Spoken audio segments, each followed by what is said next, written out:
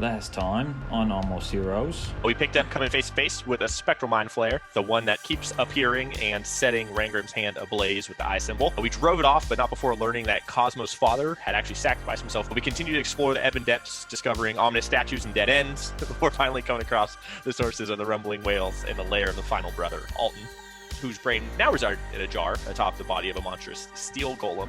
At first it seemed we couldn't penetrate the black steel armor, but after a clever heat metal spell by Rangrim and a solid head smash, of course, by Cosmo, Alton fell back, his brain jar finally exposed. It was then that the Spectral Mind Flayer reappeared, shattering Alton's brain jar for his failure, and summoning a monstrous Mind Flayer worm, which looked like a giant ginger root. Rangrim, tired of hearing the Mind Flayers speak, cast a silent spell, super duper clutch, preventing it from casting any spells. Super duper clutch.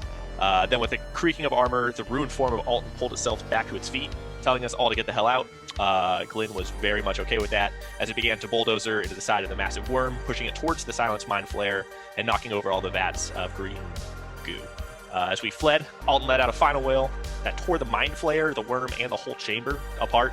An enlarged Cosmo scooped us up and ran down the hallway, just not even asking for consent, just taking us and going, leaped into the water below, safe from the lava flow. In the main tunnel, we met up with Scraps and Dozer, who had been digging their way through, which is very, very well timed in case we had to figure out how to do that. We all made our escape, and outside Rangrim was united with his beloved donkeys and mule, and we all took our first deep breath of fresh air in days, and that's where we left off. Thank you very much, BK. And with that brings us to episode 28, Homecoming.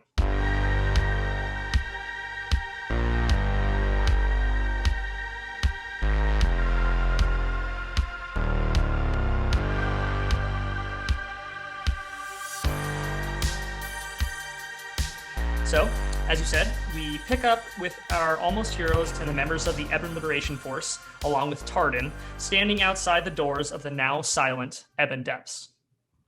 Glyn looks over to Udak and says, well, I know you guys made this cute little group, but, the Ebon Depths aren't really there to be liberated anymore. What are you going to do next? You look over at Udak and you actually notice that he's just kind of like looking at the front of the Ebon Depths, and there's like just tears kind of going down this pretty tough looking orc's face. And he kind of just like brings up his forearm to his eye and just kind of rubs it and just turns to you, Glenn, and just gives you the biggest fucking hug. Just like trying very carefully not to, nice. Yeah, like you hear them kind of like cross behind you, but he gets you with the forearms and it's just like absolutely squeezing the living crap out of you, lifting you into the air a little bit before then just kind of like putting you down and continuing to rub his eyes, and goes, I don't really know. I haven't really thought of anything past this point, to be honest. I think there might be a little bit more work for us to do. I think there's a couple people left in there if we can get to them. If they haven't been, lava hasn't absorbed them into itself at this point. But after that, I guess we're truly free to go and seek whatever fortunes we need to. And he's just kind of looking over at Dozer and Scraps, who are just kind of sitting off to the side. Scraps kind of sitting in the back of like the actual like Dozer on the back of this kind of like on all fours ogre, and just kind of like Udak, what do you say? What are your thoughts on looking back at the big door and just saying, this place being a healthy place to mine valuables and things of that nature? I don't want to speak for my companions, but I think that all of us have had enough mining to last a lifetime. Well, no, certainly not you. Mostly me town. I guess that was the reason I came this way, was to find a new mine that wasn't riddled with mind flayers like the one in me town. And I think I think this one was. It was wrong with them in there. And there's a worm thing in there too. I guess, does that mean that the Tin Town mine is safe to open up? Well, I don't know. You're the miner guy. We're head of the operations, human resources things.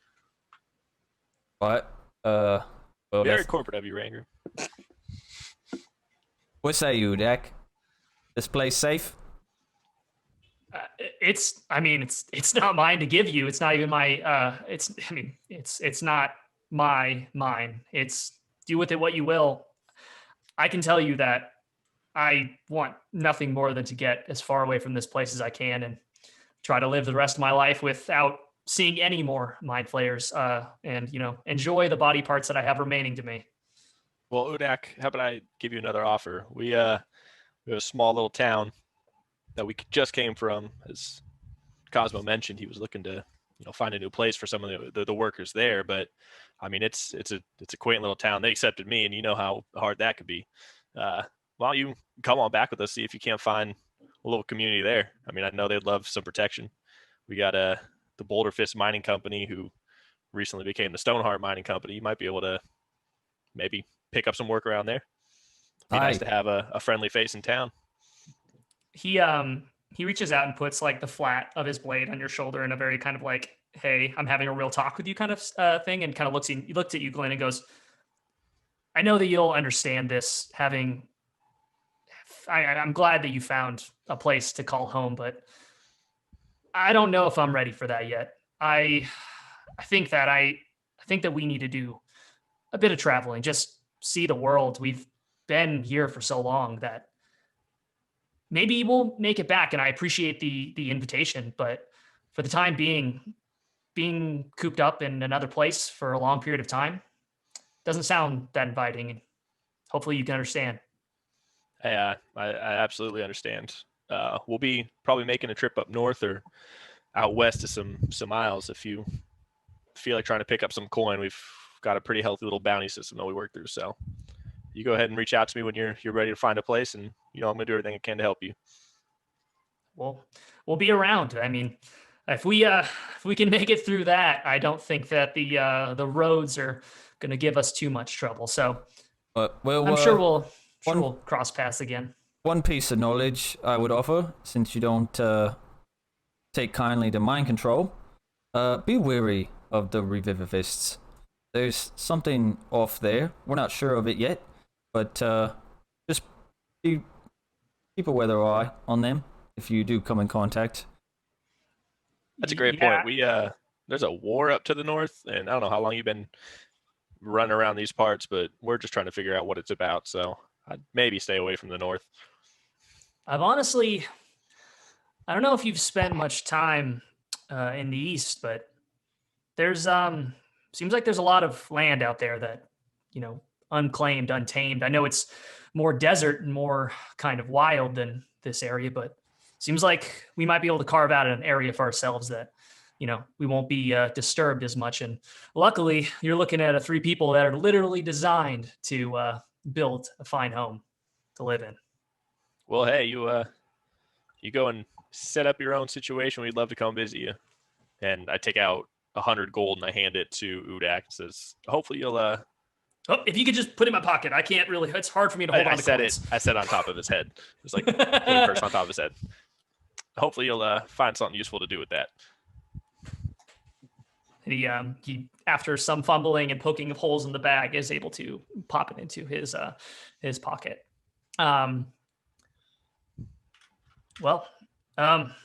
If there's, do you want us to take care of the last people in there and make sure that they're able to get out safe? There's probably going to be some clearing that needs to get done to get them out, but we're happy to take care of that unless you want to stick around for that as well. I don't know what your plan is. I mean, Cosmo, based off of time you spend to mine, can we still mine that inner area? I mean, there's a lot of black metal that was just run through the veins over by those mushrooms, and that didn't seem to get hit by the lava. I think we can still mine in that early entrance. What do you think? Well, I think I'd like to, before I make a decision, I think it's best we reconvene in Tin Town before we decide. It's very possible, but it's not. Let's see what they found in the other site that they were going to investigate and see what feels better. All right. Udak, would you mind maybe recruiting more people for the Ebon Liberation Front and giving us a little bit of an assessment on what you think, if it's even going to be salvageable as a mine, or if it's something we just need to put in the past and maybe bury? I bet we can. Where's that? Tardan. How about this? You all head back. You said Tin Town. Is that what you said? Aye. We'll go in there. We'll take an assessment, see if we can pull out any of the stragglers. I know that one of them was Tardan's friend here, so I think he's going to be pretty excited to get that out. So in exchange for that, how about you, Tardan, take them a message or find a way to give them a message so that we don't have to wait around. But we'll look into it. We'll see, what the state of it is in there. If it completely filled with lava, if the rest of it collapsed, obviously there's not going to be much of a rescue situation to be had, and there's not going to be much mining to be had either. You're going to have to dig through solid obsidian to get in there. Thank you, Tardan. It's really kind of you too. We'll make sure you're rewarded. And then I look to Rangram and shake my head. I'm like, we're not going to reward him. Oh God. We rewarded him with keeping his life. I still might take that back. All right, boys. So back to Tin Town, or what's the move? Well, that's a good place to start. Where is our fine Rangram? Have you seen him? Rangrim's just making direct eye contact with Tardan, but his eyes are black from thaumaturgy. Roll me an intimidation check. Perfect. First roll of the night. I think with advantage too. Good. I didn't like that. Natural 20. Yes. Good. Your eyes, like your pupils swell and turn completely black in this way that you've seen happen in real life. So now you can mimic it really well. You see Tardan's already probably pretty befouled pants just turn wet once again. This halfling, I would assume at this point, is relatively dehydrated, I think, after this many times. They are just staring at you, but like you see just tears running down Tardan's face, and they are frozen to the spot.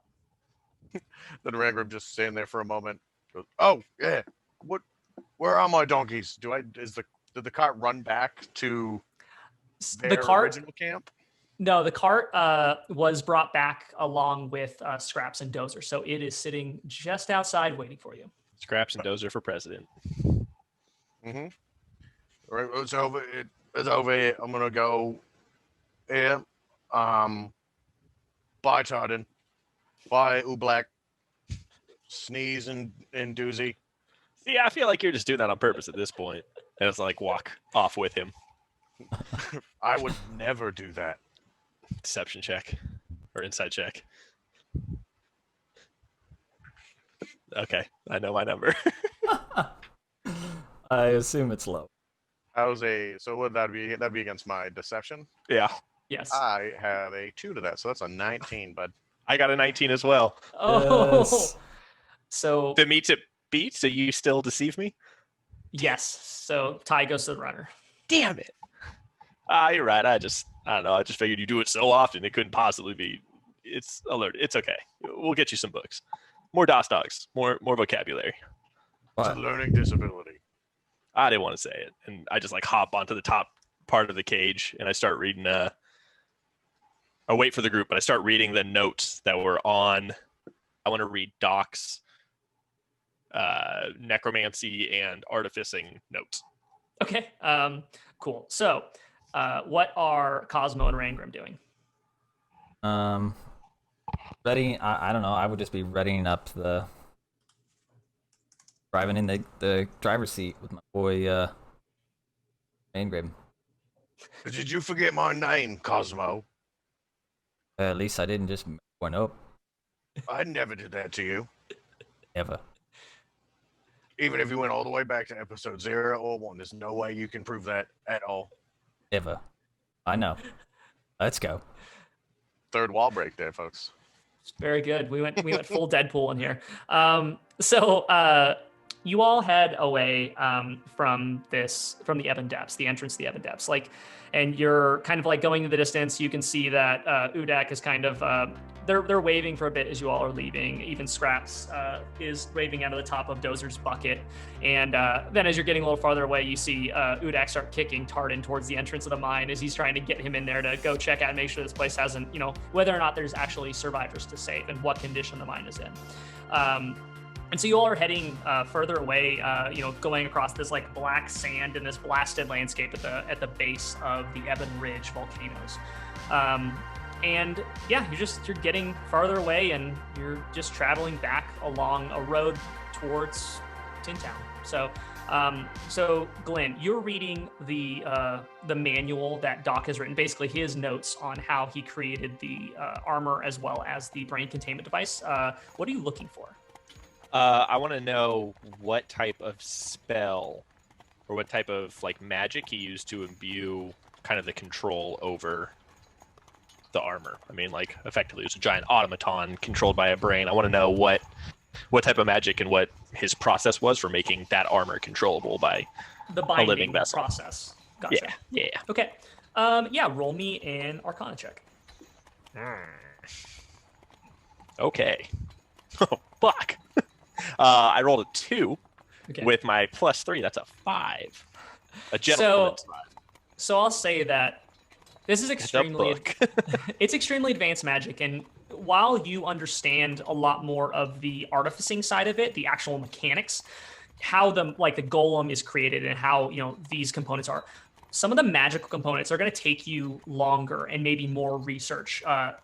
A lot of the things in this book about the magic are like shorthand and things that maybe Doc already understood and spells he already understood. And so all the knowledge isn't here.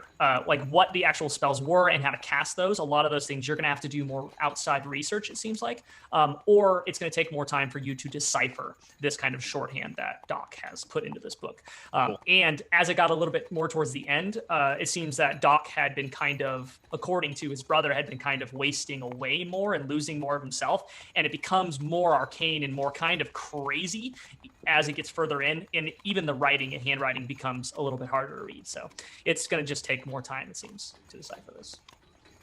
I would be going through that for the next few hours. So yes. Cosmo, is there anything you're doing during the trip? No.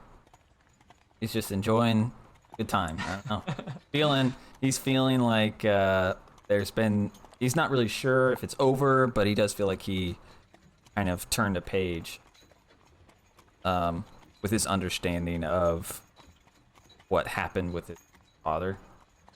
And Gotcha.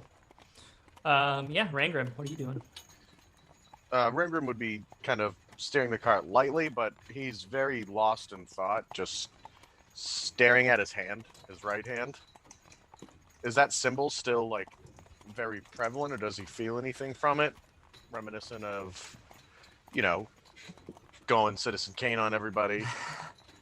I'll say that while there's no physical pain, you don't feel like, I don't know, you don't know whether it's in your own head or whether it's just kind of knowledge beyond that.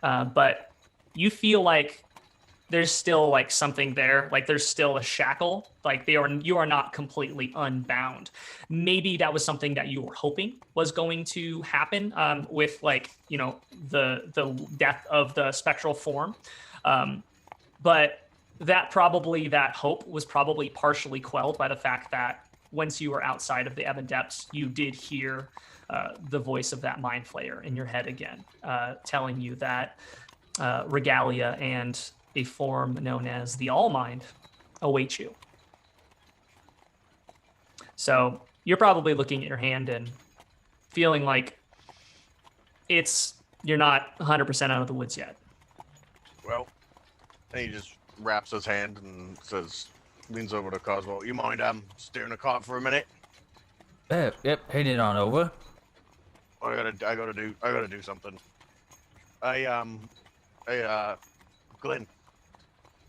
Glenn just laying on his stomach, holding the book and kicking his legs. Yeah, bud. You want me to cough something in your thing? I gotta do something. Yeah. I mean, we've done a lot since the Tigers. I feel like it's really missing some of that Rangram embellishment. I feel like taking on a task. You better not mess this up. First one was really good. I don't want any weird looking things on my weapon. This is sacred. No, it's gonna be awesome. I need to do something, so I stop staring at my hand. Sit next to Cosmo, 1,000-yard stare into my own palm. and he's looking at me, figuring like, what's this dwarf doing? Why does he keep looking at his hand? When he knows why I'm looking at my hand, but he just won't say anything because he's rude. We could just, I think it's because he's polite, but we can just take the hand if you want to. And that's always an option. Definitely an option. Like take it where? Wherever. It's the river. I mean, it's right there. What? Hungry fish. Oh, well, we could do that, but I'm kind of need this one to do your thing there. Oh, we got to keep the hand. Yeah, you're right. Smart. I take like the... But you could get a really sick left-handed drawing. No one ever wants the offhand. I take it off and I hand it to him like, also, this is like, I think where Chandrell lives now, so be extra careful. You might get some feedback, quite literally from the weapon. Who's Chantel? You'll figure it out. I just hand it to him. Brenner's just kind of like looking at it like weird and like knocking on it. Is this that thing you're dancing with by yourself in the morning? This is your dancey sword now. It's called calisthenics. You wouldn't understand. Who? Or you talking about Shandor, some guy named Calisthenics? I'm just gonna go do my thing. Hold on. Glenn, you see Chandrell appear sitting on the edge of the cart and goes, I will not stand by this. He will refer to me as Chandrell. This is untenable. Well, he can't actually see you right now, but we could probably, encourage him. You will tell him he will refer to me as Chandrell, Master Assassin and Champion Thief of the Valinor. Rangram. Yeah, you tell him. We need to clarify one name. And I don't really think it bugs me that much, but it bugs my weapon. And you seem to have more respect for my weapon than everything else included on this cart. Are you talking to it right now? It's Chandrell. Say it with Shan. Shan. Drell. Drow. You're gonna Master make it mess Assassin, up. Champion Thief of Valinor. That's a lot. I'm not saying all that. I'll say ShamWow. That's fine, but I don't want to say all the rest of the bits. I don't know if she's gonna kill me or she's gonna kill you. Oh, there's no one But someone might die. Or she'll just ask me to kill you. That's gonna be super awkward. Like, I've already tried that. I already thought about that a couple times. And she's gonna make me do it. So it's Chandrell. That's all you gotta know. Let's start there. I can appease her. Just start Chandrell. Ready? Shan. I'm holding it right here. How's it talking to you? I don't get it. And I look to Chandrell and I'm just like, I'm trying. I'm trying. Oh, for the love of, and she disappears. And then Rangrim, the weapon gets really hot really quickly. It doesn't change color like heat metal, but it gets like really hot to the point where it's almost burning your hands, and then it cools, and to the point where it just like is like a consistent warmth, which is strange. Do I see like an aura shift on it? It kind of glows when she enters back into it. It kind of glows with like that blue spectral energy, and then it kind of like dims back to its normal hue. Oh, I pissed your sword off. I don't even know what that means, man, and I will give you as much of a heads up as she'll let me. We've seen a lot of weird shit in the last couple days, months. I have no idea what our timeline is here correctly. But we've seen some weird stuff, and I think me pissing off your sword's the weirdest. I'm sorry, Glenn's sword. Chandrell. I'll write it on the handle. You'll remember it. You want me to write it on the handle? I'm a real good speller. Just try the first 4 letters. What do you think it is? Well, what language? Common. I'm not very good with common. What if we write it in Okay, the language of your choice. You tell me. What's the first 4 letters of Chandrell? X, in Undercommon. A. Nope, that's okay. We're just not. I'll write it down, and I write in Undercommon Chandrell, and I like tape it onto the handle. What does that mean? Oh my god, you can't. My weapon's gonna die. And Glenn just kind of like rolls over, and he's like, "I'm just gonna read my book." All right. Well, I'm sorry I pissed off your sword. Hey, Cosmo, I don't even know what's gonna happen, man. What? What's up? Do you have any inanimate objects that are going to get mad at me? Don't think so. You've already tried to read me Dad's book. It didn't try and paper cut you, did it? Well, no. we thought it would be funny, but I can't read it. So Glenn read it out loud. He looked just like that, and Glenn's still kicking his feet reading his book. He can't read Dwarvish. Yeah. Oh, it was in Dwarvish. Oh Oh, I yeah. must have had the damn book upside down. I thought it was common. No, it's in Dwarvish. Well, I can't read that either. So no worries in keeping it safe anywhere. But He turns and starts drawing out the etching he's gonna put on. I think I heard a quote once. It goes, well, sucks to suck. Whoever said that's a genius. But I don't remember who said it. It's some famous philosopher, I'm sure. But Very profound. Yeah, absolutely. Yeah, so you all are continuing on your journey. I believe. Okay, no, we are. We're about it. So to get back, you're looking at just a little bit over a day and a half journey.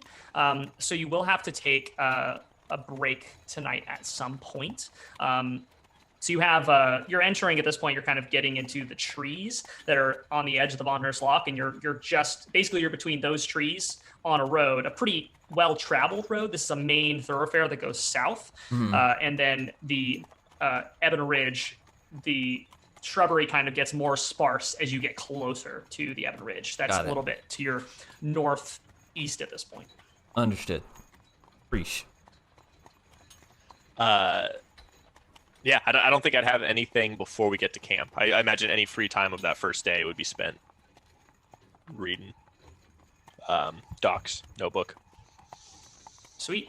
Yeah, so you all it starts kind of getting dark, and you all are is there any place in particular that you would be looking for a place to make camp? Are you looking to do it kind of out in the open? Are you looking to like get into the trees in the woods a little bit? It's kind of similar to when you travel to Whitport, how you have like kind of open expanse on one side and forest on the other. Hey guys, where do you think you want to make camp tonight? I mean, I figure we'd look for a nice little outcropping off the side of the road. Just pull the carts over, see if we can't give our girls a nice little break. What do you think, Rangram, as the I think that's a whisper? good bet. Maybe we go off into this wooded area a little bit, find a clearing, get us off the main road. That sounds Awesome. fine. See anything like that? Yeah, so roll me nature checks, the three of you. Oh, neat. I don't think I've ever done that. I feel like That is a big ol' 8. I have something with nature. I don't know why. I mean, it's a campsite, but I think it's a wisdom one, isn't it? I think it's intelligence. it's intelligent. Okay. Intelligence. So Glenn, you technically would be good at that. I have a +3 and I still got an 8. So Nice. What'd you get, Rangram? 2. It's good. Leave it up to the driver. I got a 14. yay! So you all are looking around trying to find kind of a clearing, an entrance into a clearing, or just like a spot in general, just based on like the way that the trees are growing. And you can kind of see that there is an area where it looks like there may have been like a small fire at some point, and it's kind of like cleared out some of the bigger, larger trees in a section. It seems like there's kind of like smaller growth of some of like that you all can basically like kind of head in through this little area, and it seems like there is a like a pretty good like 100 foot clearing inside of this just kind of maybe 30 to 40 feet inside of this copse or the actual forest itself that runs along the path. Having to kind of ford over the actually, if I get an animal handling check from whoever is actually driving the cart. That I can do.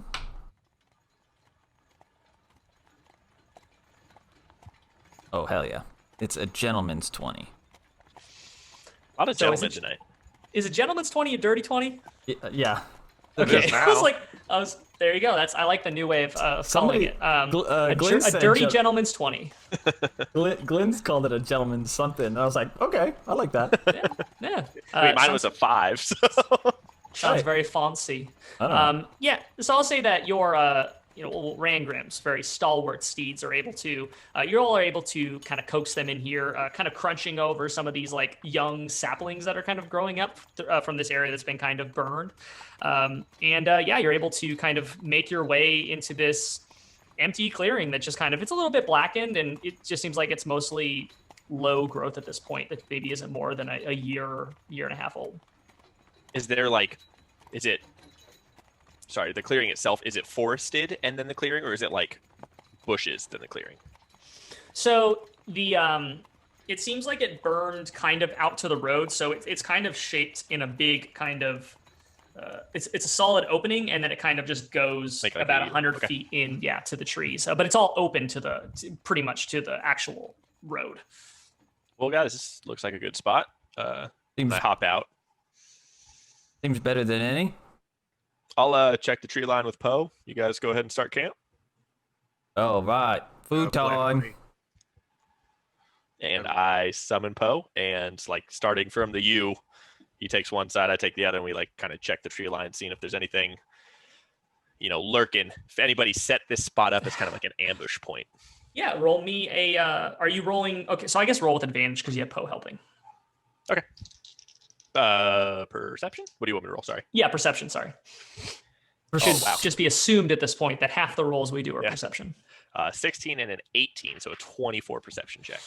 Yeah, 24. I'll say that you don't see anything that seems like there's traps or anything like that, anything ill or ominous that is kind of awaiting you here. And you also just kind of like, you don't hear any ominous silences or quiet areas either. Like, it seems like it just sounds like normal forest to you. Like this, it's, you don't hear anything out of the ordinary with a good roll like that, especially with your kind of heightened hearing. This just sounds like, general woods to you, and you don't hear anything too monstrous stomping around in the close vicinity. Just Rangrim moving around the behind me. No, only at least 2 or 3 Tarasques, nothing out of the ordinary. Just yell back, guys, tree line looks clear. I'll get Poe all set up, and I think we just set up camp. And I just send Poe to basically the farthest back tree line, and he's watching into the forest, and he's just in sentry mode, just keeping an eye. If he sees anything, he's gonna scream like a baby. Awesome. His eyes turn red, and his head just goes on a swivel side to side, and then goes back and forth all the time, like a like an absolute robot security camera. Yeah. Awesome. Cosmo, Rangrim, what are you doing to set up camp? Rangrim would finish his engraving on Glenn's scimitar, and he just wrap it back up. Probably poorly, but he's trying. But I'm assuming he just doesn't wrap it as well as Glenn does. He's not used to that, and he just puts it back with his things. And he goes and just puts down his shield into the ground, like a really hefty, just like smash. Using it as like, think of like a lawn chair without legs on it. Okay. That's just the back, just boom. And he's just sitting with his feet in front of like big dwarf feet right in front of a fire. Very nice. That happens to be right where Cosmo's cooking up some grub, some dwarvish food. I was gonna say, what is Cosmo cooking? Cosmo's cooking up. He has probably his last ration of some dwarvish stew and some lizard gruel, thanks to Mama Amy. Very nice. So you all kind of settle yourself down for the night. Who is going to be taking first watch? Or is there anything you want to do before going to sleep? Yeah, I'll just say to Ranger, like, hey, Ranger, why don't you and I take first watch, and we'll let Cosmo get some rest, and then he can take the next round. That seems all right to me.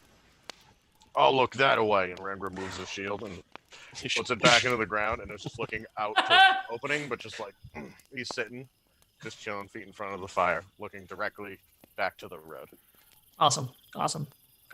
It's probably a little bit disconcerting because it's just like this big opening that kind of opens into the darkness of night, into the distance you have spectacular vision at night, all 3 of you, so you can see shades of gray at least I think 60 to 120 feet. I think Duergar have like improved dark vision, I believe. Yeah, so they have even dark vision. It's something nutty. Yeah, so I think that you can even see like this is like daylight for you, whereas the others can still see pretty decently. But yeah, awesome. So just roll me perception checks for the two of you. Glenn, you have advantage if you want to utilize just sound too. I would love to. I was gonna ask. 17. Awesome. Oh, okay, that's not bad. 18. I'm sorry, 15. Math. Awesome. Yeah, so you all are there for a while. I think before there's nothing that happens for the first half of your watch. Is there anything that you all want to do? Like, if there's any interactions you want to have during your watch? Yep. So Glenn, after a couple hours or so, starts to like really settle down. Hear Cosmo like running in his sleep. Looks over to smashing heads in his sleep. He's just hitting things with a hammer. Smash. It's my squirrel. So after thinks Cosmo's well asleep, just says, "Hey Rangram, I know that was a lot for you. That was quite a moment to kind of face your attacker like that. I never really saw what you've been fighting against. Do you see that mind flayer often? Like, it was a hell of a beast just to show up out of nowhere. It was certainly not the first time I saw him. Is that what we were fighting down when all those bladed beasts came through? Yep. I saw him at the end of that tunnel. It's a hell of a sight. How'd you get wrapped up with that business? Seems like that was a little more personal for the both of you than it was targeted towards Cosmo or myself. I wish I knew. What I told you boys before is all I know. When I fled the Underdark, I prayed to Mordrin that I'd make it out, and something answered, but it wasn't Mordrin. Think it might have been him?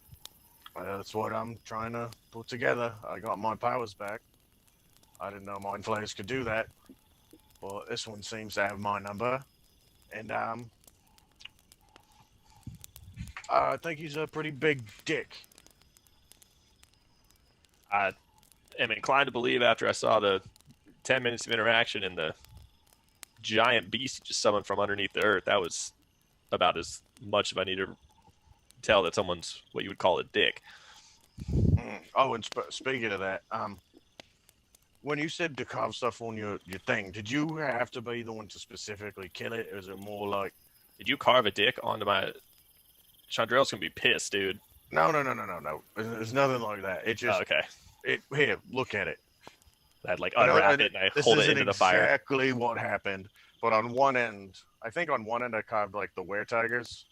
Mm-hmm. So on like the opposite end, there's like this relief of the giant like mind flare worm with Glyn like on top of it, like putting the double-bladed scimitar like right through its head. I don't know what you're talking about. How I remember, that's exactly what happened. See, this is why we get along, right?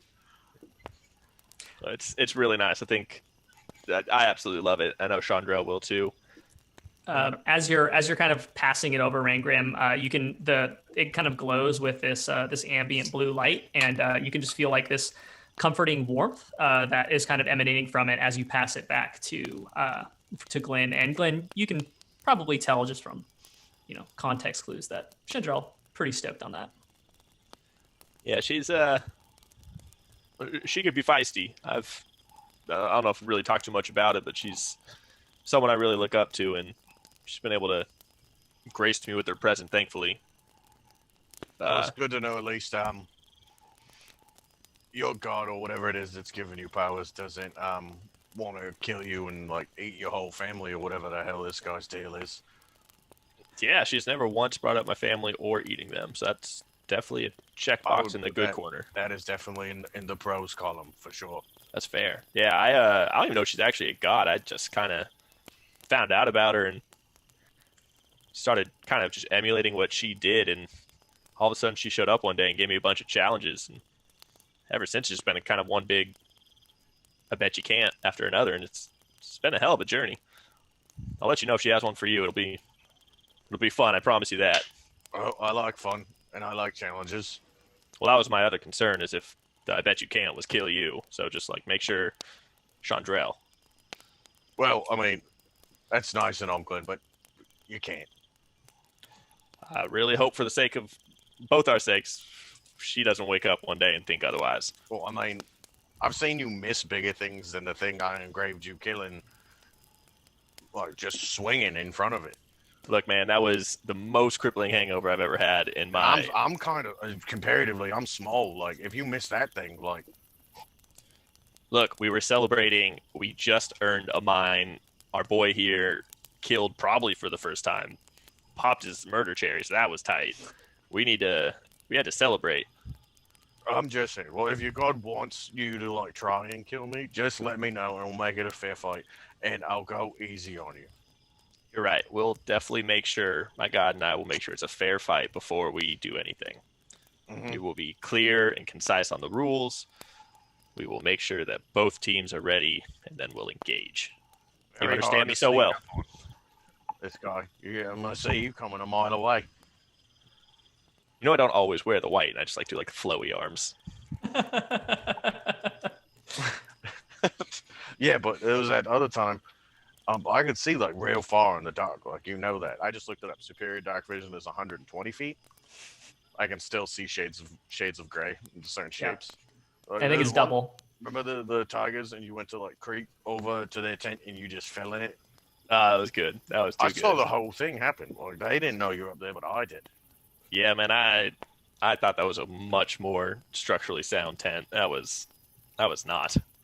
That's on me. I learned that lightning and thunder are different. I did not know this. Me Knowledge is- neither. Some say that knowledge is power. Thunder is power too, man. Just Mhm. we'll get through this one together. Just remember, Chandrell. Say it back to me. Chandril. I think she Drell. would let that one slide. That was close enough. Chandril. There it is. There it is. I high five him. As you all are high fiving, roll me another perception check, each of you. Just screaming at each other. Is this a Gentleman's 20. Nice. not a 10? No, 12. Okay. Rangrim, you hear it first, and I think that it's probably the most fitting that you do. You and Glenn are having a very spirited conversation, high fiving, and just having a great time around. Did you guys start a fire? Forgot. We had at least a small one going. 'cause Yes. Cosmo was With food cooking. too, right? You start hearing, kind of just like carrying over the wind and flowing kind of into your little copse of trees, Rangram, you start hearing something that you probably haven't heard in quite a long time, and probably actually never heard out loud, but you definitely read them, and they're familiar to you. But you start hearing songs of Moradin from about 3 voices, kind of carrying on the wind out from the path that leads into your, basically, that leads past your current encampment. Glenn, do you hear that? Hear what? I don't hear anything. What are you hearing? And I Hold on. start to grab for my double-bladed scimitar. Rangrim's just shaking Cosmo. Um, I think by your description, I get the jive that I know that they're like songs and prayers about Morden. I just don't recognize them. No, you recognize these as hymns of Moradin, like things that you've read before. But you probably, you were always secretive of your love of Moradin down with the Duergar. So like singing songs of Moradin's praises probably wasn't something that happened very often, but you've read these hymns. And Cosmo, as you wake up, roll me a perception check. Sure. You perceive that you're being shook. Perception. Oh, it's an 11. Okay, you're pretty just kind of rattled, being woken up out of your mid slumber about halfway through your good night's sleep by your buddy Rangram. What is going on? You're being so loud. I'm like, you're the only one that hears this. Like, listen. He just puts his ear to the... roll again for perception. I'll give you advantage because he's telling you what to listen for. Right. It's a 17. Okay. As you know what that really was, it was cupping the hands of the ears. That's what you needed to do. So with Rangrim's guidance and telling you kind of like, hey, listen, going full nabby on you, you you hear this too, and it's getting closer. And you can start hearing that there are like, it seems like a shuffling or like walking of feet, like almost like a marching. But what it does sound like there are a few voices, different octaves, that are singing hymns of Moradin that you have heard, as a younger dwarf, as growing up in the halls of Golden Grim, and then before the Sundering, and then kind of having to go quiet after that because Moradin wasn't one of the accepted gods of Sakal. So this is not something that's common to hear, but it does happen to be the middle of the night. So, right, and just hearing where it's coming from, Cosmo would just kind of jump up and it's just, I know that song, and is kind of, come on, Rangrim, and is running toward songs. Wait, I didn't know if this was normal. And he just was like, just starts following him. Yeah, Glenn, what are you doing? As I see them like very excitedly start to take off, I just hang back maybe like 5-10 feet and I just kind of bring up the rear. But I follow them with my with my double-bladed scimitar very much out. I haven't heard that song since I was a wee lad. Come on, let's go see. All right. And just kind of getting closer to the road. Awesome. Yeah. So as you all are, you're getting out to the road.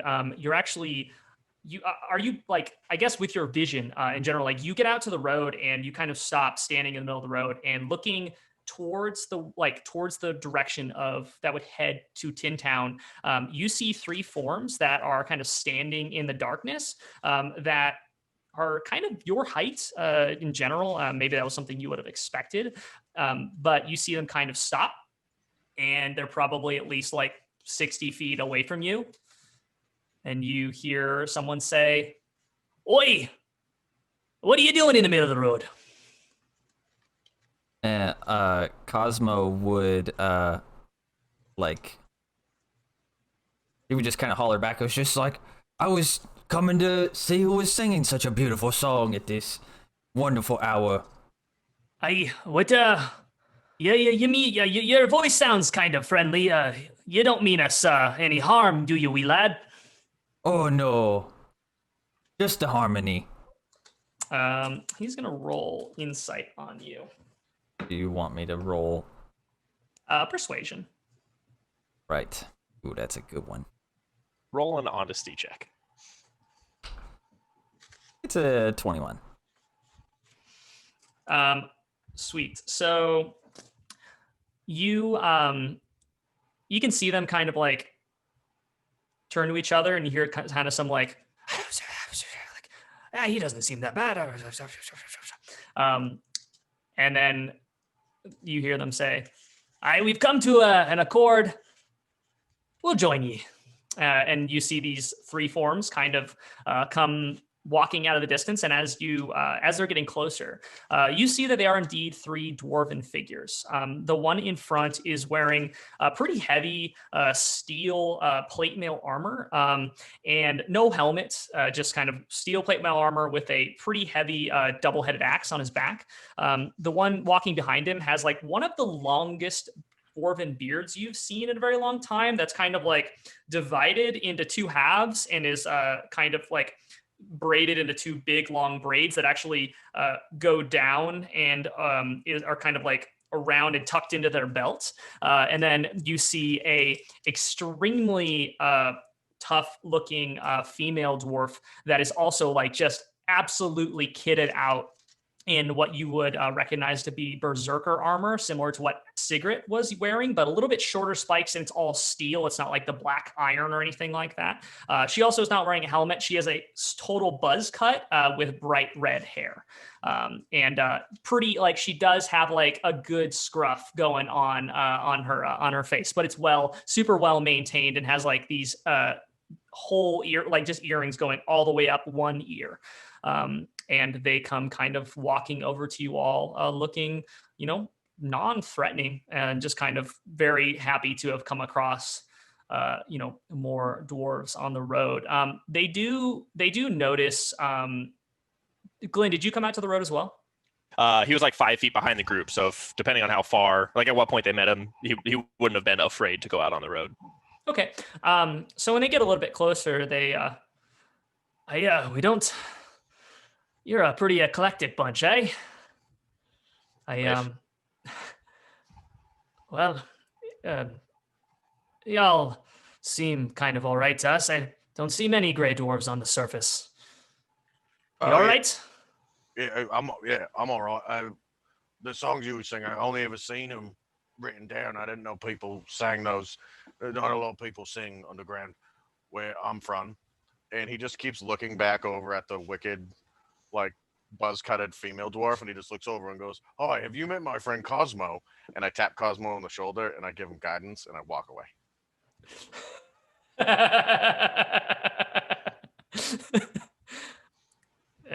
He's an odd one, huh? Oh, he's me good friend. He's not like what most of us do, but he's a good man. He was kind of throwing eyes at Astrid. That's not really the smartest thing to do, but hey, to each their own. Well, I think he just gets uncomfortable sometimes around other dwarves. He's not always well received, but you can see him kind of go. Do I smell some nice dwarven stew going? Aye, me mum makes the best dwarven stew. Just, would you like some? Aye, yeah, and they all kind of head kind of like following you back to camp. And as they are, they I wait for all of them to pass, and I'm like bringing up the rear of the group. Oh, all right. That's the elf, Galen. Hi. Nice to meet you. I don't share a lot of the strange hate that some of my kind have. I've met some very nice elves in my day. So, same with you'll find us to be relatively accepting folk here. Let me introduce myself. Oh. You're joining our campground, so you're fucking better.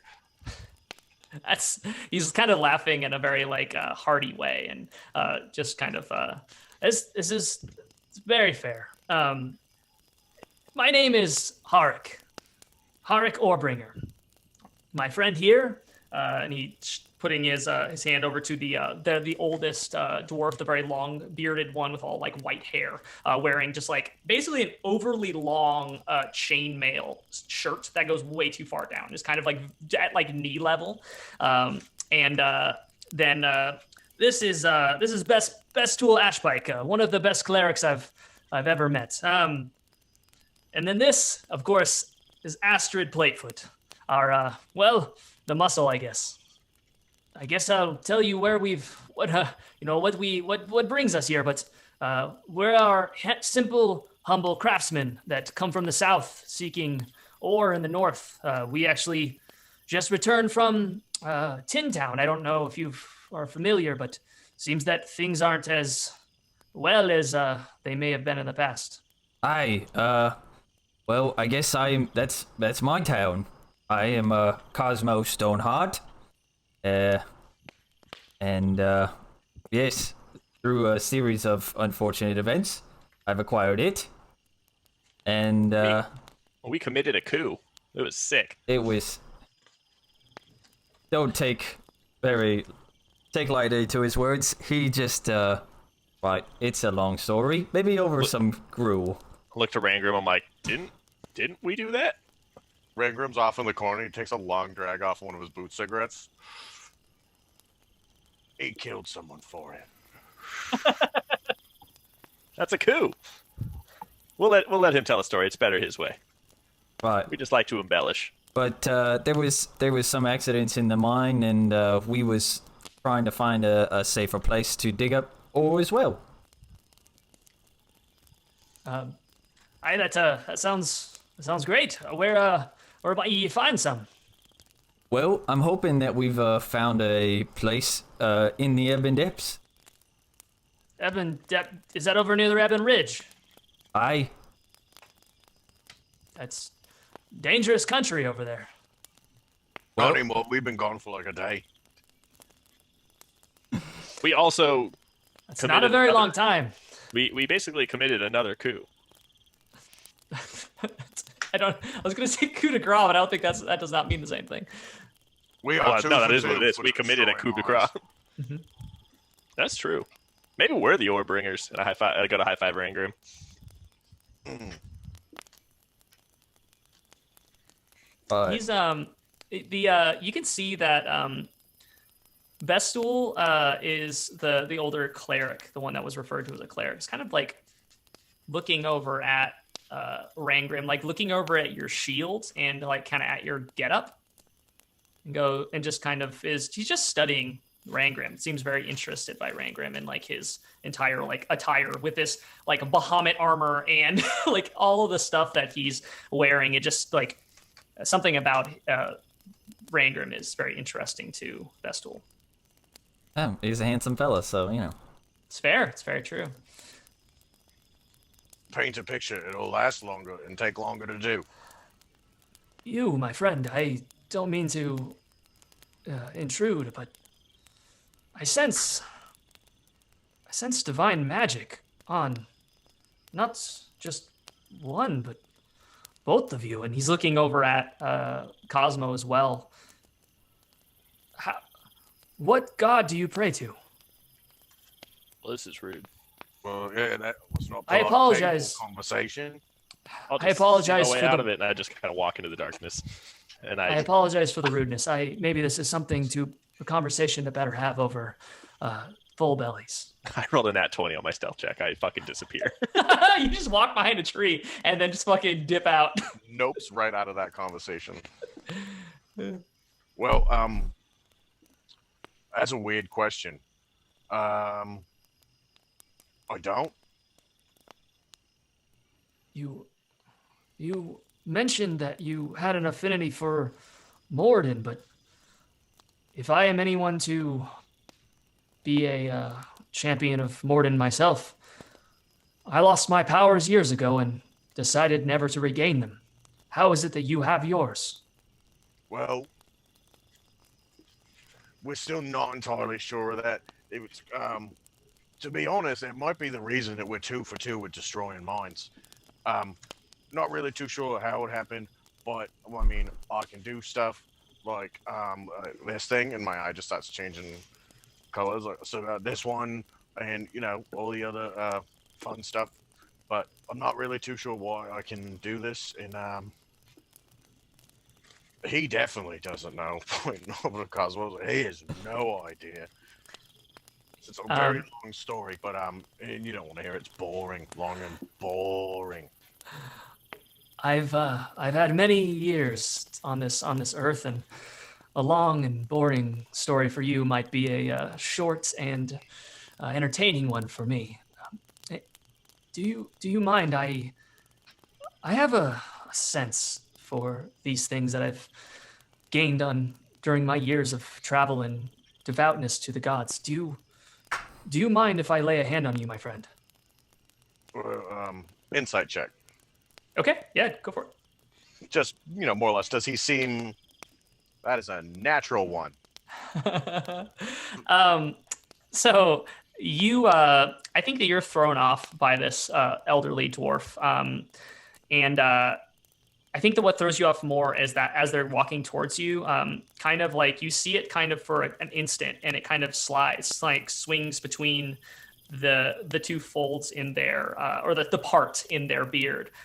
You see a symbol of Moradin that was very similar to the one that you yourself preyed on down in the Underdark. A one that you knew came from the surface, one that did not belong down underground.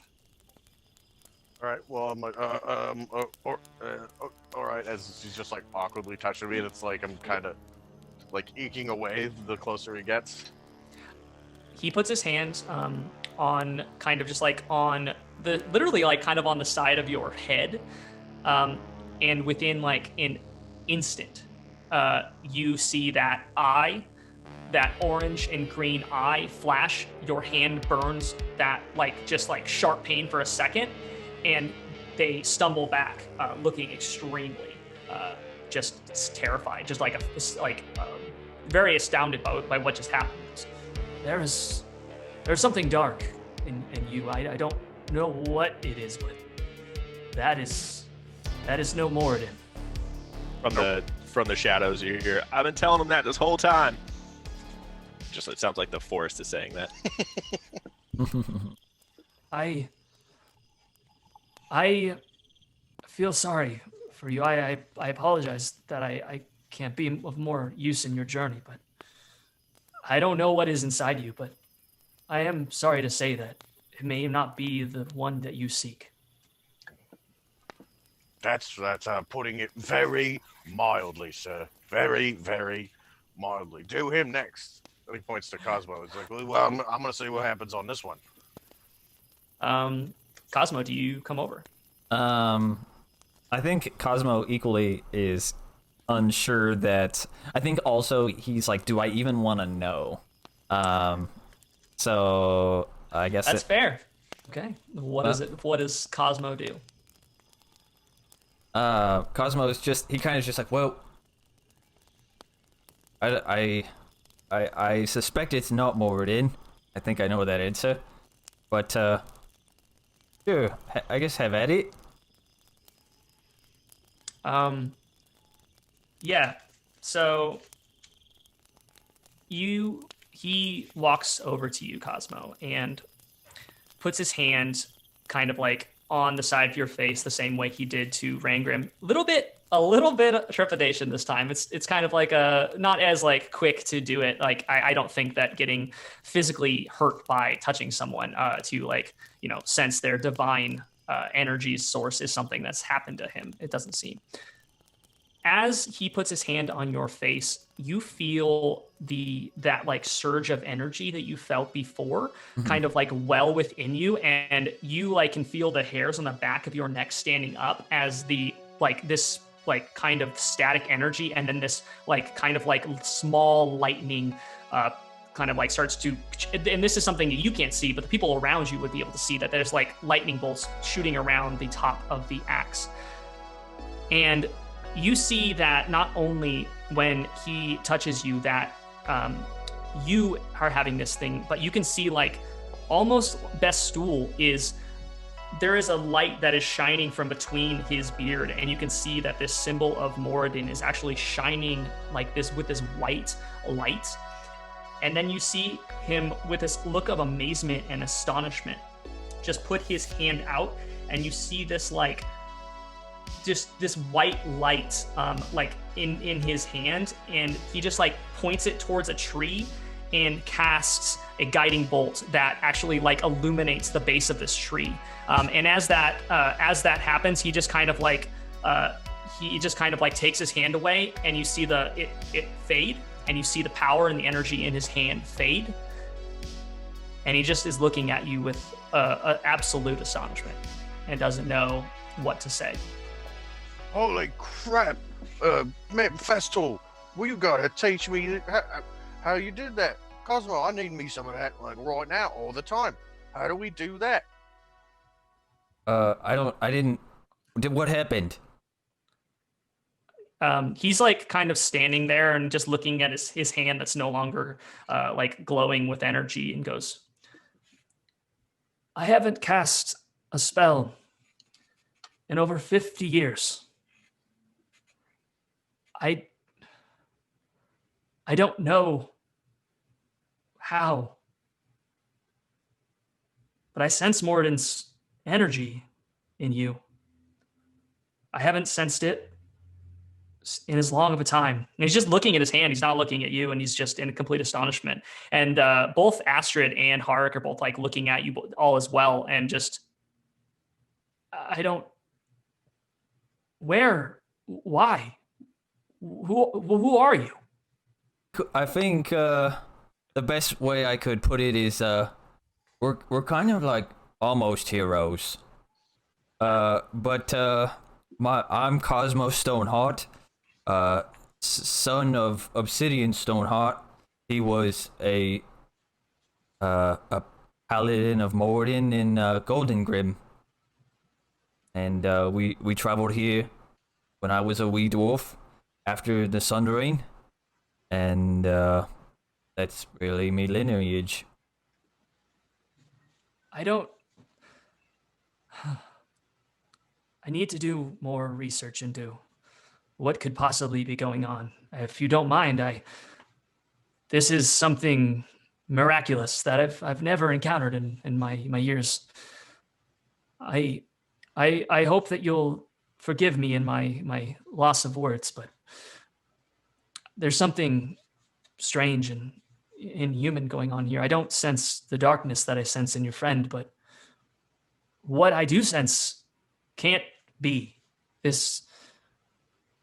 If Moradin is gone, why would he choose to power one single individual and forsake every other of his followers?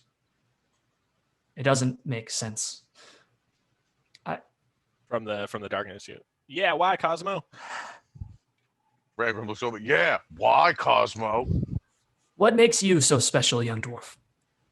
I'm not really quite sure. I think I don't know. I'm just a good old boy from Golden Grim. Don't know. I think I've had questions all my life.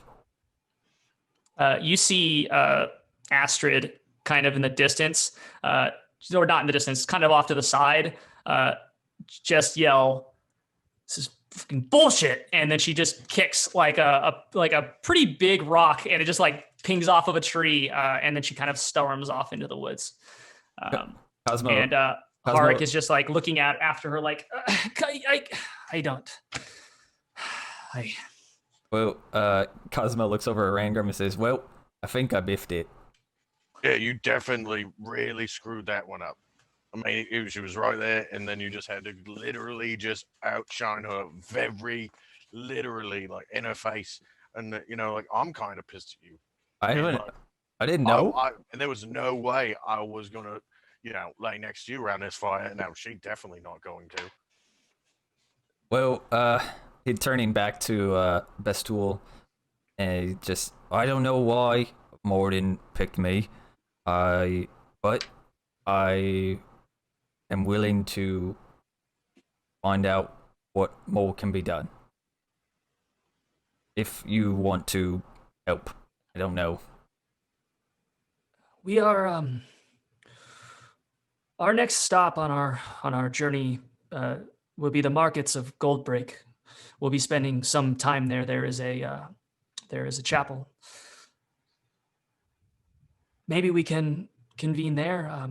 Maybe once we leave there, we'll head back south again and then back north. So you said that you'll be in Tin Town, which is a place that generally we would visit, but it seems that if you will be having the mine up again and have trade running again soon, then we'll have reason to return, and hopefully I can bring more answers. I have friends there who are also familiar with the old gods, the ones who are damned in the eyes of the seven.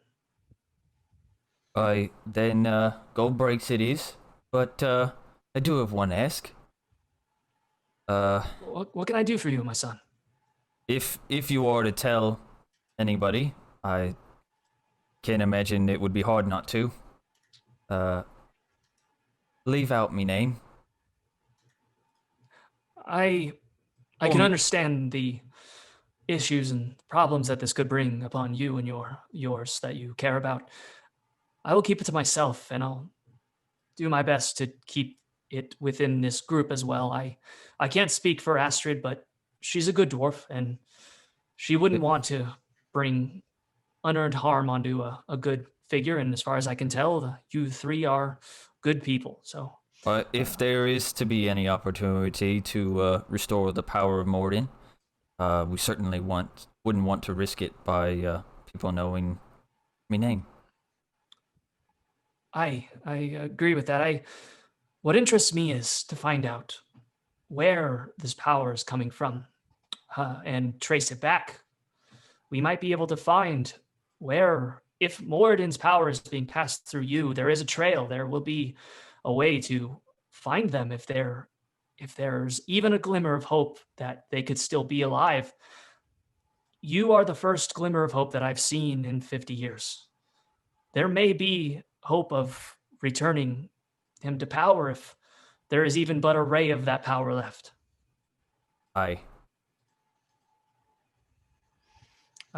He kind of just like pats you on the shoulder, not touching your actual bare skin, but just on the armor, and walks over to Harik, and they seem to kind of both walk off, trying to get Astrid to cool down. Well, they just kind of walk off into the woods.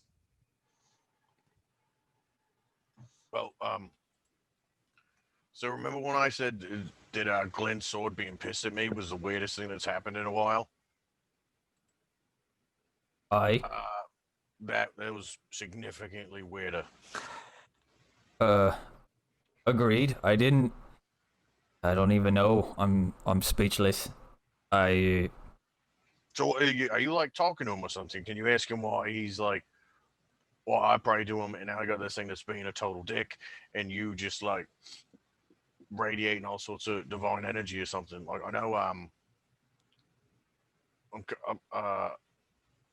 you know what? Nah, screw it. I'm perfect. You're a dick. But no. Rangrim goes and sits down with his back turned. Rangrim. To answer your question, Rangrim, since the day I vowed vengeance for my father's death, and whatever this power is, Moradin or not, it's not confirmed. Every time that I've prayed and cried out, it's been silent. There's never been a voice. There's never been a person, a form. It's always just been in me. It's been in me memories of me father. And there's just been power there. Wholesome, good family memories. Nope, just God me. doesn't answer you. My daughter keeps trying to kill us. Whenever I pray, I get these crazy weird night terrors of like this evil eyeball that says he's gonna eat my brain, something about an elder brain or something. And on occasion, I go kind of wackadoo and then try and kill you guys. Well, Raingrim, if I could offer some light to you, is that you made your agreement with this thing in thinking that your heart was leading you to Moradin. I believe that your heart will lead you back to him, even though your brain is being all funny and your hand now has a weird mark. We'll find to make it right. Glenn walks You know out what? of the... Go. I'm fucking with you. And then he just starts laughing to himself. And goes, Glenn walks out and he's like picking his nails with the spider queen dagger, and he's like, "You guys really need to work on your prayers. Maybe you're just not doing it right." He just sits down next to him by the fire. It says, "Oh yeah, hey, check this one out. I'll try this one." And Rangrim pulls out his hammer and is sitting there and is just like reciting absolute gibberish in the two languages he speaks the best, which are this actually sounds way darker than it is now that I realize that. Yep, yeah, you know what? He's doing it in Undercommon and Deep Speech, because that's one of my languages. just very guttural. So this sounds Deep Speech terrifying. probably sounds like rocks being ground together. Yeah. Yeah. Does his eyes turn black? Nah. Yeah, you're doing great, bud. Just keep at it. And he looks over to Cosmo and just like shakes it, like, nah, it's not happening. Is he like? Is it more in like a sarcastic way, or is it? Oh, absolutely. It's just series of words in Undercommon that are like very sing-songy, and then it like cuts into like the breakdown of the prayer is just a whole bunch of just ridiculous sounding speech. There's a build-up in Undercommon. Yeah. Just breakdown. Cosmo looks at Rangrim, clearly recognizing that he's being sarcastic. It's just, Rangrim, just stop it. And you have to make me a wisdom saving throw. Oh, well, sir. This was almost a problem last time, because I'm actually good at those. Oh, jeez. Yeah. Oh, 14. Nope. You stop. I'm like, oh, yeah, I for some reason no longer have the desire to do that anymore. I don't know. Yeah. Just very crassly. I no longer want to do that. Yeah. Well, Cosmo, it's your turn. Hopefully, your friends are going to come back and they won't stab me in my sleep because I look different. But I'm gonna go ahead and trance out for a little bit, see if I can't recover a little bit of that energy that I spent in those damn mines trying to find you a place for your next capital gains. But might keep an eye on me. I'll keep an eye. And it was also for your pocket as well, not just mine. Did I get anything about it? Am I a part-time owner of the Stoneheart Mining Company? Maybe you get access to all the steel and goods. Yeah, I you just get access to all the stuff in the go to Cosmo and I just loaded mine. hug him and I'm like, wow, I'm really one of you guys, huh? I'm basically a dwarf now. Thanks, Cosmo. Yep. I just turn around and walk One-third away. of nothing. Glenn's just gonna start walking around on his knees. Did it, Shanty Girl. He's The just friends we made along the way. or Transformation is complete. he'll do that thing where he like drops down to his knees and just throws his robe over his knees, Yeah. so he just like waddles around. As you all are figuring out the watch, Harik kind of walks back over to you with Bastul and Astrid kind of on the edge of the clearing. Bastul has his arm around Astrid and he's kind of leading her, and she's like not coming near you all. And he goes, I think I appreciate the hospitality, but I think it's best that we continue on our way for the night and find a different way to camp. I hope you don't take it personally. Astrid, I don't think that it would be safe for you to have us here tonight if you understand my meaning. She's a wee bit upset. Y'all want some food for the road? I have these 3 left, and I hold up my 3 remaining DOS dogs from You still have DOS dogs? 3 months ago. No. I bought a dozen the first time we left Tin Town, so this is pre-Whitport. We didn't get any of that stew, so I believe this could be quite a. Oh no! What is It's the season, and it'll be fine. And I just like try to hand them to him. Like, Are they always green and purple? it's kind of rude for you to be commenting on the color of the food in my culture. It's just you just take them. Well, if you cook it in a nice broth, they'll warm up real nice. I'll take your word for it. I mean, okay. Well, I wish it had been a little bit better, and I suspect hopefully this is the beginning of something. Bestool seems to feel that way as well. So, I assume we'll be seeing you again someday. So, we'll be down south and back north one of these days, and we'll cross paths again. You have me word on that. Oh, and one more thing for the road. And I toss him a bottle that certainly has a liquid in it. Ooh, actually pretty good. He whips his hand up and catches it and goes, "Oi! What is this?" It's a potion. Save it for a very special occasion. And very cryptically, I lean in and look at him and say, "You'll know when to use it." He's like, I thank you for your kindness. And when he gets up to Bestel, he goes, I think we might have dodged a bullet by not eating their food with how rank these things are. You still have some of that jerky we can munch on later, yeah? Okay. And they kind of are leaving, and as they do, Bestel just kind of gives one look back, both at Rangrim, and then his eyes just kind of like linger on Cosmo as they're leaving camp, and then they round the corner and are back on the road heading south. As Herrick's walking away,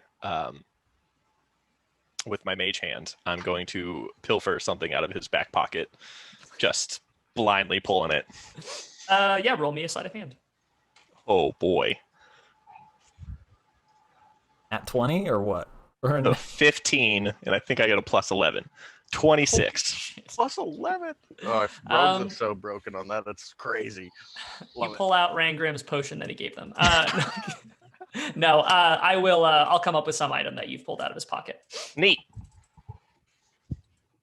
And just for grins, Rangrim just wants to check to make sure that so the whole ruse I'm trying to run right now is I want to know how far away can I smell that bottle? Yeah, I mean, what is the range of that one spell or that one item you have? I think it's pretty good distance. I do I think it was like not 1,000 feet, wasn't it? Like you can create like a trail that's like Yeah, Yeah. like I could. It's more 1,000 feet away. See You it. get the Witcher sense, basically. Yeah, Yeah. that is a good point. We do have that documented somewhere. I did forget about that. It's called like the Bloodhound amulet, I believe. So that's basically Okay, just yeah. like it's like the D&D equivalent of me putting like a tracking beacon on their like Okay. car, like Okay. James Bond status, except it's just Cool. a wicked rank potion that I can smell. Okay. So I mean, you can smell that for quite a while before. I mean, you haven't taken your rest yet, so probably you can smell that at least up until you go to sleep. Nice. After I pilfer whatever I pilfer, I set my little like sleeping pad up, and I just lean against the other side of the shield that Rangrim is sleeping on. So we're like back to back, but I'm trancing out. And I would also start to take my portion of the rest. This one's on you there, golden boy. As I Pray for so me. petty. as I'm going out, I say, Cosmo, I think it's really important that you and Poe work some of this out. So I'm gonna let you guys take this watch together. Poe, don't poop in his eye again. And I like bamf Poe to just be on Cosmo's shoulder, just hanging out, just like squawking in his ear. As that happens, he just kind of like picks him up on his finger, kind of holds him out, and just like, well, I don't know yet, and he just like flips him into the. Awesome. Yeah. Well, if you all are taking your long rest, I know that we can start with Cosmo. Get a perception check from you. Oh, sure. Terrific. Perception is a 15. And do I roll for Poe as well, or does Glenn roll for Poe? Glenn would technically roll for Poe. Okay. Damn. 13 plus 3, so 16 for Poe. Okay. Cosmo, what did you roll again? A 15. Okay. That's totally fine. You go through the night of your watch, and you don't really hear anyone else on the road. It's getting into like the early morning at this point. So by the time that the sun is kind of starting to like peek through the trees, you are everything you have passed through the night without Cool. any more interruption. Or before people would start to like wake up or do anything, Cosmo would just kind of have a moment to himself and just trying to figure out what just happened.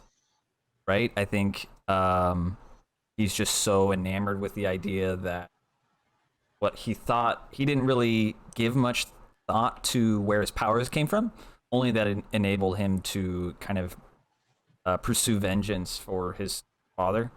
And just kind of like sitting on watch, holding his war pick, just in two hands. He would kind of like look up, and it's just, Moradin, is that you? Roll me a religion check. Religion. Oh, it's a 0, so it's a 16. Okay. So I'll say this. I don't think that this is a kind of situation where you get definitive answers for anything. But I will say that you're holding on to your war pick, this thing that has been your connection to not only your father, but your heritage, and also your it's the way that you've channeled your power. Essentially, you found this thing, this relic of your father's past, his paladin life in Golden Grim, and whatever reason that it happens, you do feel this just like that surge of power that comes through your arm basically into the warhammer, and then just like this like crackling lightning encases the end of the war pick. and then it kind of subsides. But whatever that answer means to you, that's the answer that you receive to your prompt. He was just like, fine then, keep your secrets. And the meme was born. I always wanted to see what a baby meme looked like. Yeah. So,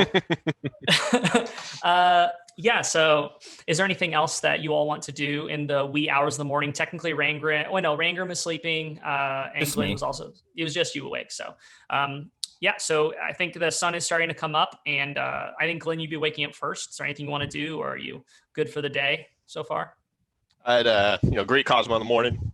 Thank him for keeping watching. Thanks, Cosmo, keeping us safe as always. And just kind of like pat him on the back, and then I walk off just through the clearing, or sorry, just into like the trees a little bit, and do my morning rituals with Chandrell, and kind of inspect and take into account. I mean, just the artwork and the relief that's been put into the blade, and how far Glenn's come with these somewhat strangers, but a few months ago.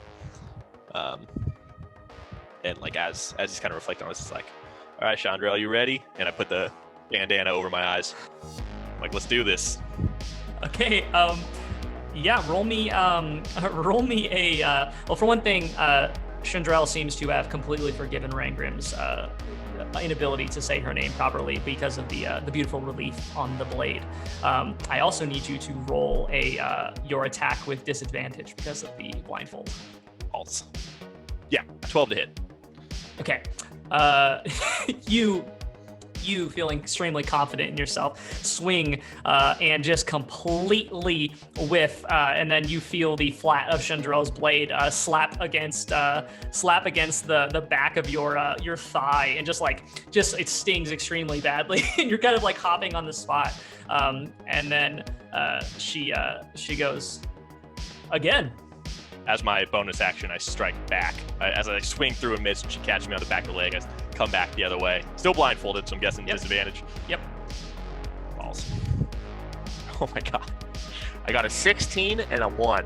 So in that one. You swing through, and you feel the weight of like this kind of like imposed weight that she can put into herself, and she can like kind of make herself actually corporeal for a second, and you can feel the weight as if she has jumped into the air and is bounced off of your double-bladed scimitar almost like a diving board. And as she does a backflip that you can see, because as she goes up, she scoops the basically the blindfold off of you and goes, let's leave that as an aspirational goal. How about that? You got to shoot for the stock. That's right. So you all continue your training in regularity that day, getting a good workout. It seems that because it takes less of her energy to travel from the astral plane, now that she's closer to you, she can stay a little bit longer, and so you guys get a good hour and a half workout, and you are pretty spent by the time that she's finally has to go and transports back into your double-bladed scimitar. I thank her for her regiment. Out of breath, I'm like, damn, I don't know how old you are, but you still kick my ass. We'll see you bright and early in the morning. I'll let Rangram know you don't want me to kill him right away. And I sheathe it and wrap it back up in his bandages, put it on my back, and walk out to the group. Sweet. Rangram, you would probably be just waking up around that time. Right. So Rangram wakes up, and his morning goes a little differently than it normally has with the events from the previous evening. While he's doing his usual rituals there, where he's usually praying in private, he does actually pray to Mordrin, seeing what he saw previously in the night, but in a way that doesn't look similar to what they might pray. I'm going to use my Blessing of the Forge to basically emboss that emblem of Mordrin on the end of my warhammer. Rad. And Rangram is just sitting there with his hand on it, his right hand that has the emblem on it, and he's just sitting there with his hand on it, holding concentration on heat metal, effectively burning that symbol into the symbol on his hand. And I hate to do this. I hate to do this so much. I die? So you've experienced this situation You experienced this situation one time in the past. When you originally got the symbol, you attempted to cure wounds on it to get rid of it. And what you felt was a lack of anything happening. The power that you were used to feeling, that you're able to channel into your spells, just isn't there. It's gone. It doesn't, just like the spell doesn't happen. And you go to cast heat metal on your Warhammer with the intention of doing this, and it just doesn't happen. Your spell completely fails you as you attempt to do this. Well, as always, tomorrow. But yes, so is there anything anyone else wants to do before heading on down the road? No, Cosmo would have just been up making coffee? Glenn takes the time to braid water? Donkey's hair. It's a morning. It is a morning dwarvish mead. I was gonna say that sounds about right. Come on, just drunk 24/7 up in here. Morning mead sounds great. Warm and frothy. Mm-hmm. Glenn is gonna take the rest of the time while Rangrim's praying to braid Champagne and what's our other mule's name? Cologny's manes. He's gonna braid Cologny their was the manes. original. Yeah, Mhm. Cologny, Champagne. There's no wrong way to pronounce it. And I would not be getting the correct way from Rangrim, so It's fair. Awesome. So yeah, after Cosmo drinks his mead with lemon in it for the morning, and you all get all prepared and packed up, and with some beautifully braided mule and donkeys, you all get headed back down on the road, less than a day away from Tin Town. And so you all travel down the road. You don't really pass anyone. It seems that normally you feel like you probably would be passing some people, but it seems like there is a lot less, almost less traffic going to Tin Town. It seems like there's been a little bit that knowledge that Tin Town's supply of ores has kind of spread. Maybe that's not the case, but it just seems like there's a lot less people making journeys here, a lot less tradesmen on the road. So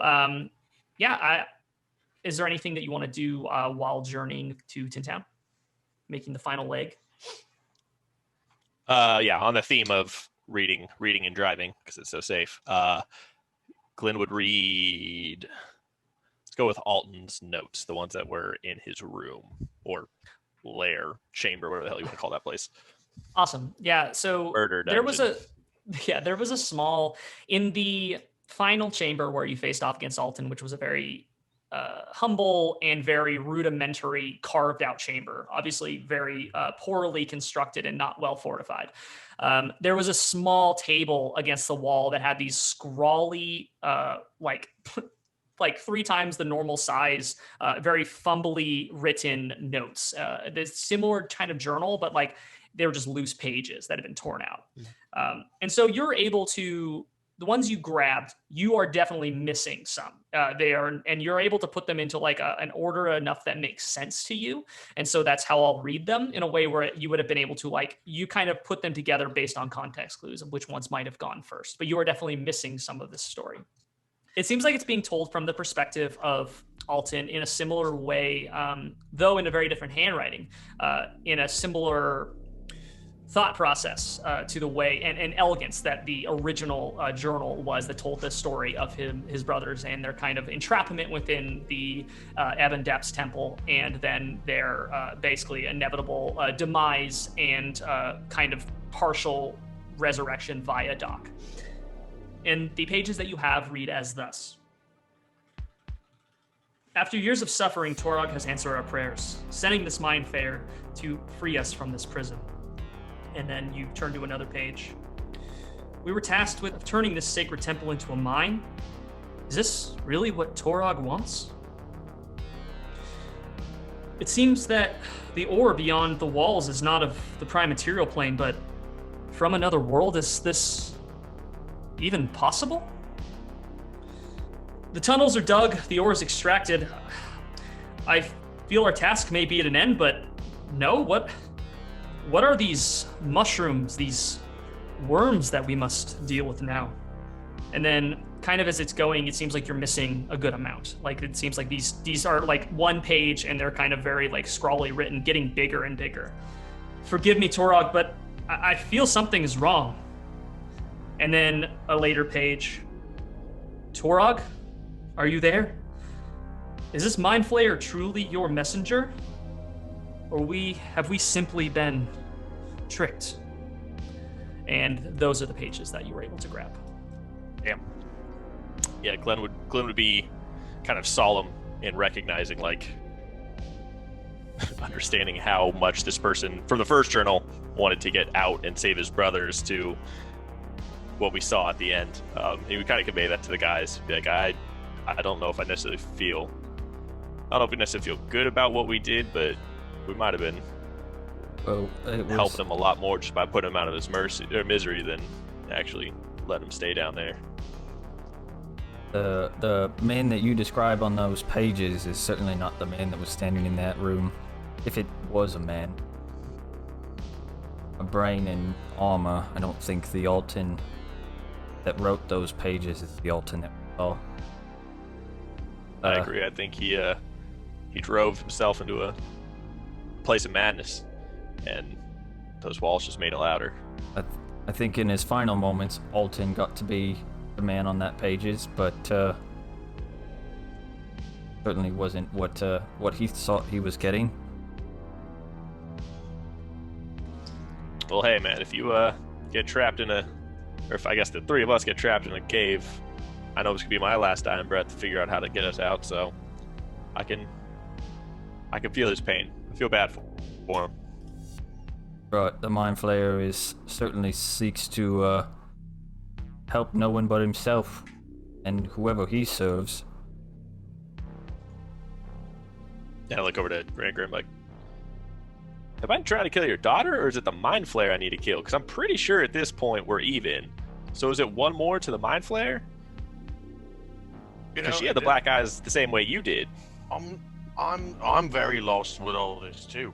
Is that my daughter? Well, she had the mask on. Well, it probably is, and I did kind of do the same thing too. So it probably is, but I mean, it's his fault.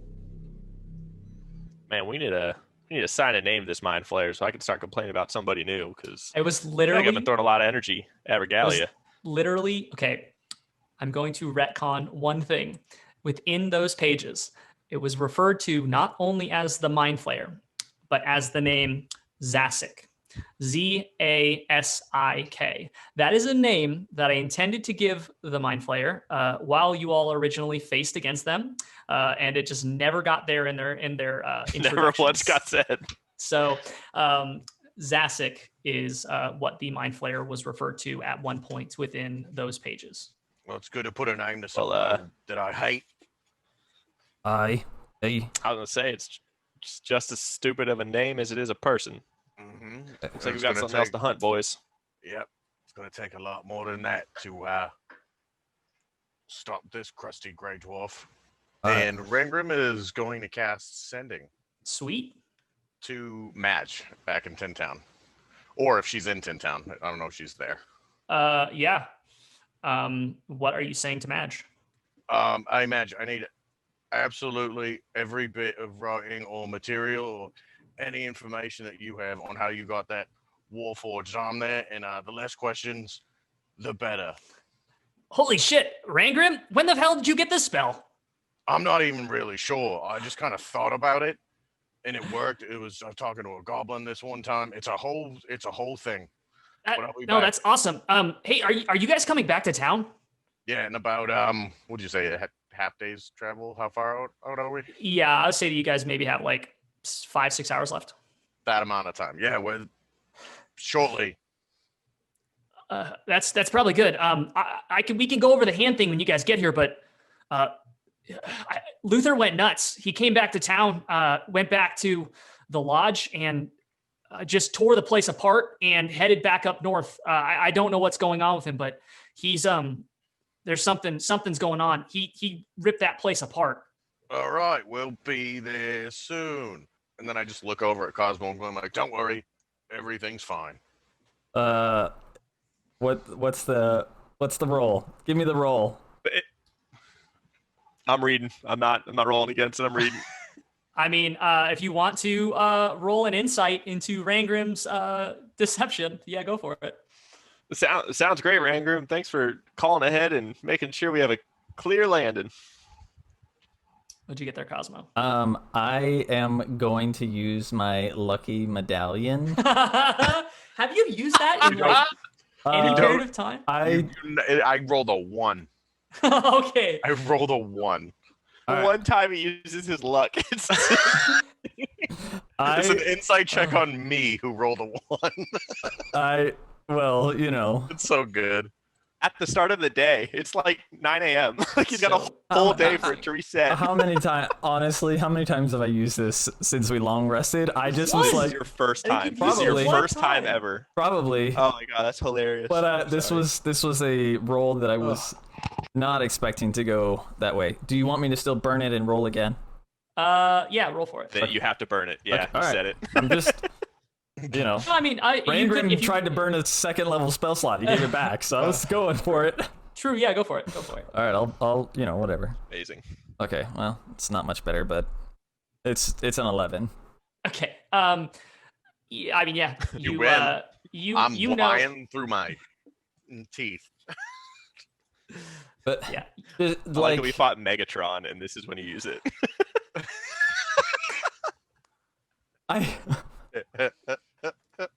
We were doing just fine. I was holding it for a rainy day. Oh yeah, and you dropped it right in the puddle as soon as it started raining, didn't you? Well, you know, it's fine. It only had one use anyway, so. It explodes. It's a fairy. It falls apart, crumbles in your hand in dust. Well, no, anyway, yes, you know Rangrim very well, and whether or not you want to act on it, you know that he is likely not telling you the full truth. Rangrim, is the town at least standing? I can honestly say, I don't know. All right, I'll let you keep it. No, I just didn't know what to say. It's awkward. Like, we just got done doing so much stuff. I just wanted to go back to Tin Town, do my own thing that you guys don't need to know about, and then, but no, Luther just trashed everything at our place there, and Mad said he went north and he went crazy. I don't know. I didn't get much more info than that. That spell only works for so long, and I'm probably not going to do that anymore because that was unnerving. I wanted a little bit of information, not like, hey, you're going to be here soon. Guess what? Everything sucks. Good thing you're on your way. All right, well, Luther's still the Tattered Lord. Got it. Oh, yeah, that's right. Looking for this. Hey, Glenn. I hold up the disc. I wonder if he's looking for this, and I hold up the disc that's got like the maze ingrained on it that we found in the chest. And I look like, I left him a note and told him to call me. I figured he would have sent somebody. It's disheartening. But he's still the big bad. Whoops. And I put it away. Oh, wait, we're going back to Tin Town, right? Right. Do you think the constable's still there? I'll have to see what happens. Because I'm pretty sure we took a prisoner into custody that he was supposed to, take, and we lied and just kind of let him go. Well, he gave you the letters. Yeah, but that other elf never made it back there. Yeah, he was never gonna. Yeah, you're a constable now. You don't have to take that from anybody. We don't have to worry about it. He handed you over to Constable Rangrim. We're fine. What? It'll be okay. You might have impersonated an officer. We'll figure it out. For sure. Mm-hmm. Okay. Well, I mean, how much? What's the worst thing that could happen? Make it black. Yeah, exactly. Yeah, I mean, are you all just continuing on your way?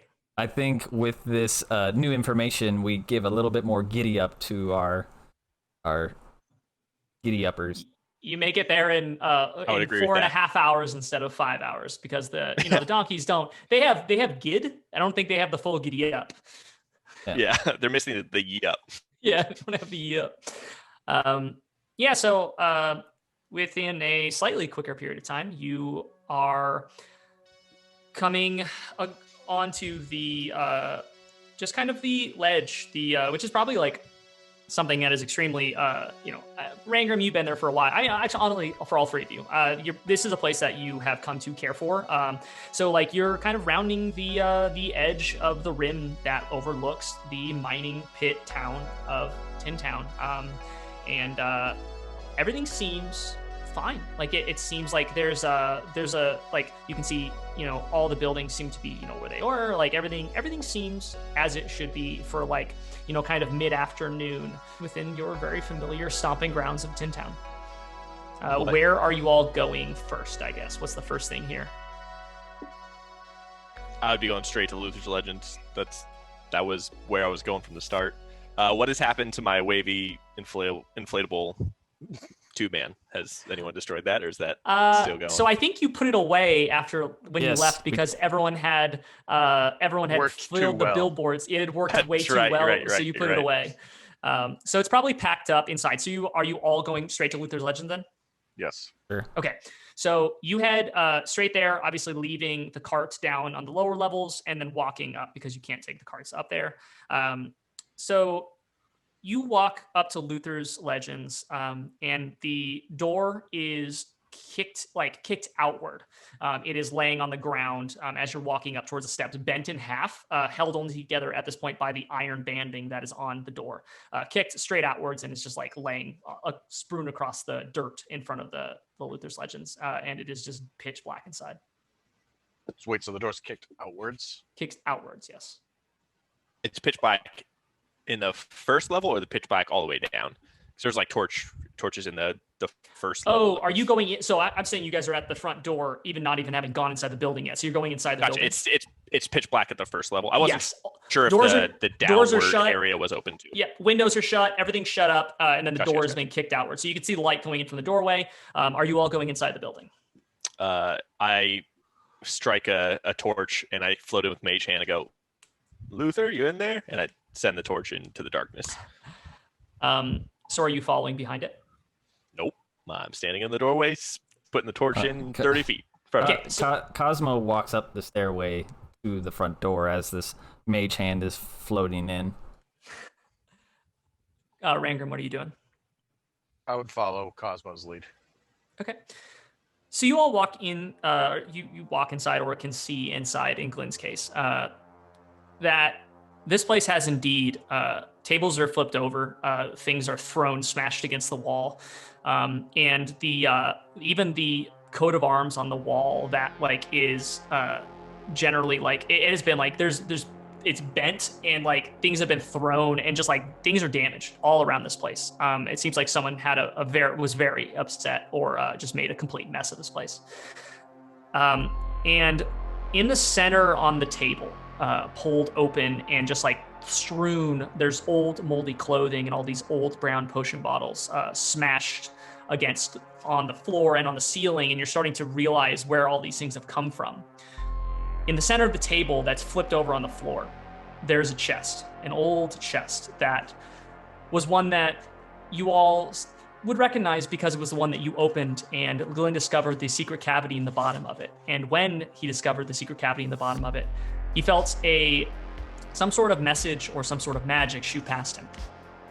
Well, it seems like that magic may have gone somewhere and alerted someone, because the chest is pulled completely open, the bottom is missing, and that is what you see, is this empty chest, and someone is very aware of the missing key that was in the bottom, and that is where we're going to end the session tonight. You didn't even respond to my letter. I left him a note. I left the man a note and Handwritten. everything.